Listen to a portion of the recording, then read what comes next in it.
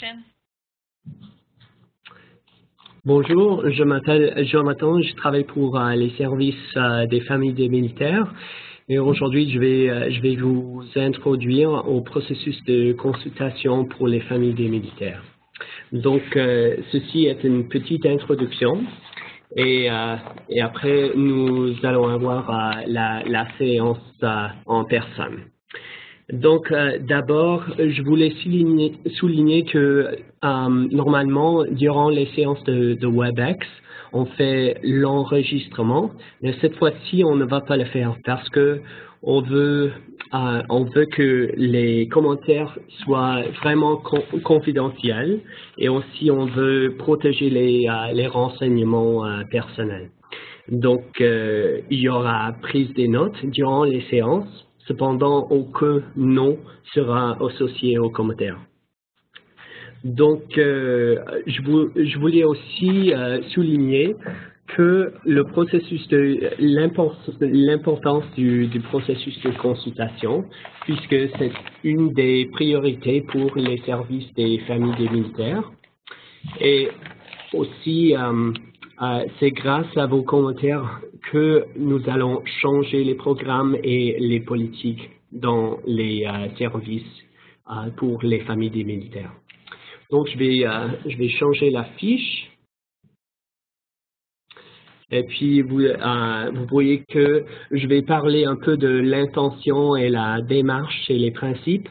Et puis, après ça, je vais parler un peu de l'utilisation de votre feedback avant de conclure la séance, l'intro ici.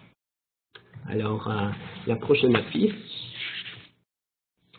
Alors, l'intention, c'est vraiment pour vous écouter de façon continue durant le processus et aussi de vous donner de l'information.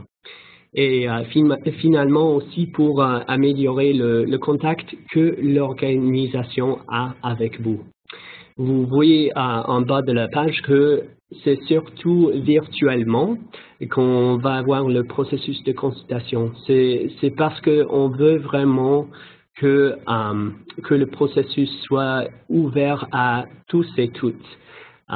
Et c'est ainsi qu'on va avoir les contacts par téléphone, soit par courriel, soit les séances virtuelles ou même par Facebook, à l'Internet.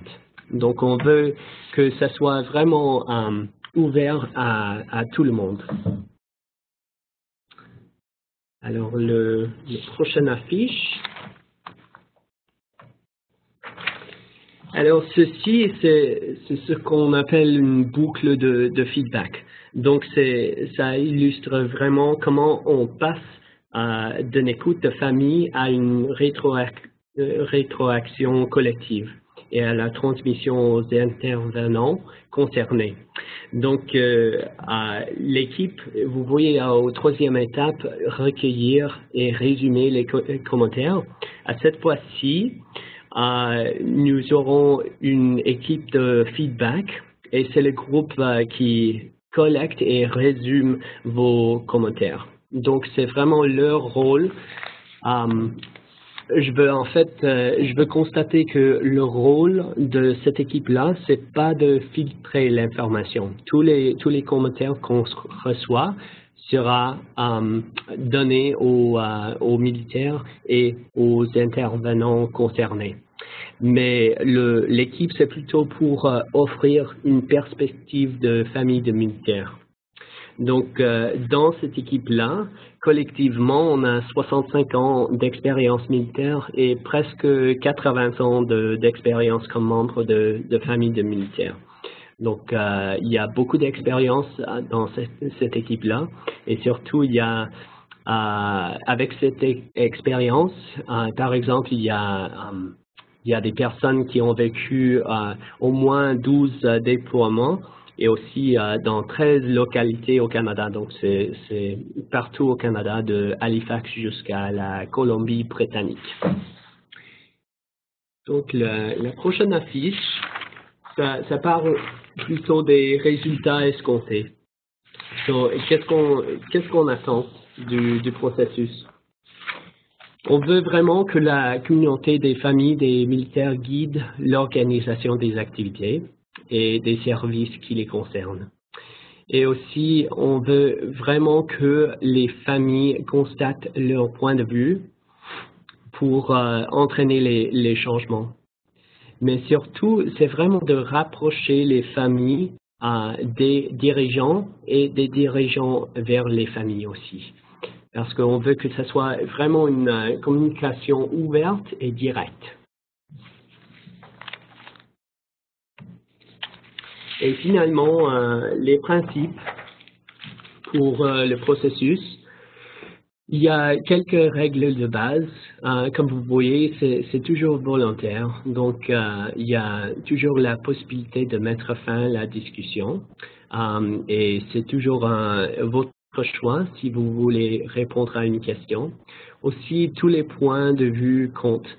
Donc, il n'y a aucune opinion qui n'est sans importance.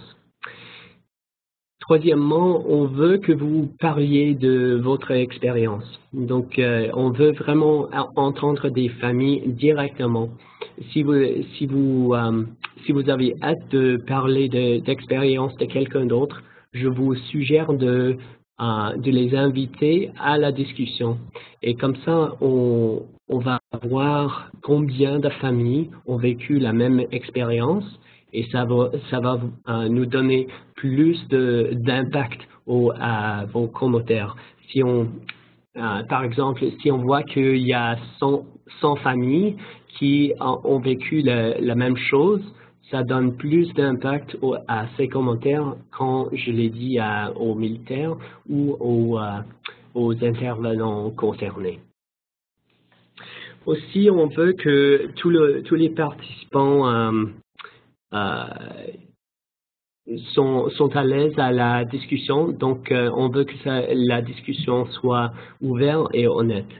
Et c'est pour ça qu'il faut protéger les renseignements personnels. Alors, durant la session, je vais vous demander que,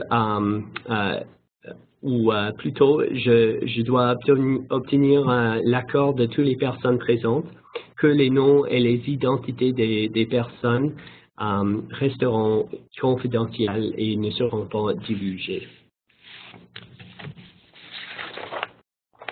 Alors, ça c'est la fin de l'introduction pour le processus de consultation et j'espère que ça vous a donné plus de renseignements à propos du processus et on a hâte d'entendre vos commentaires. Merci.